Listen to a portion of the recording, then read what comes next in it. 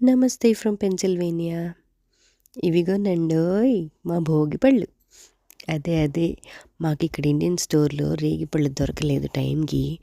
అందుకని American cherries తోటి భోగి పళ్ళు తయారు చేసాం. అలాగే డాలర్ కాయిన్స్ కలిపి, పువ్వుల రెక్కలు కలిపి భోగి పళ్ళు పోసాం పాపకి. అయితే నేను ఇక్కడ వీడియోలో మీకు చూపిస్తున్నానని అది కూడా గబగబా వచ్చి చెర్రీలు కాయిన్స్ చూపించెళ్ళింది. అలా పళ్ళన్నీ కలిపేసుకున్న తర్వాత దేవుడికి పూజ చేసుకుని రవ్వ కేసరి నైవేద్యం పెట్టేసి వాంగ్మయిని రెడీ చేసేసి భోగి పళ్ళు పోసాం.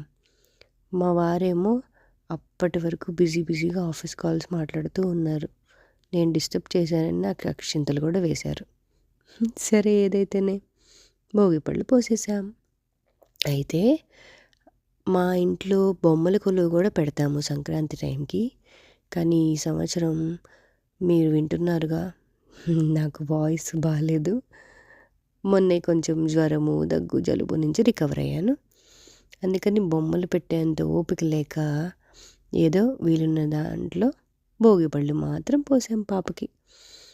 ఇందులో ట్విస్ట్ ఏంటంటే మా శ్రీవారు వాంగ్మయికి భోగి పళ్ళు పోయడం ఇదే ఫస్ట్ టైం. ఇంతకుముందు 2 సంవత్సరాలు ఆయన యూఎస్లో ఉన్నారు, మేము ఇండియాలో ఉండేవాళ్ళం. సో పోయడం కుదరలేదు. అందుకని చాలా ఎక్సైటెడ్గా హ్యాపీగా దానికోసం ఏర్పాట్లన్నీ చేసి బుజ్జడానికి భోగి పళ్ళు పోశారు. నేనేమో పాపకి మంగళహారతి ఇచ్చాను, తను మా ఇద్దరి కాళ్ళకి దండం పెట్టుకుంది. ఎంత యూఎస్లో ఉన్నా ఇలాంటి బేసిక్ అలవాట్లు మేము కంటిన్యూ చేయడానికి ట్రై చేస్తూ ఉంటాము. మా బుడ్డిదేమో ఆ హడావిడి అయిన వెంటనే కూర్చుని చక్కగా ప్రసాదం తినేసింది. She was waiting for that.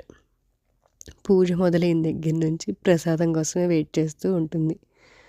పిల్లలందరూ అంతే కదా మరి. సో ఇవ్వండి మా ఇంటి కబుర్లు.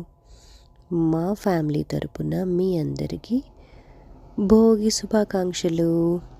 Please stay tuned. Okay bye.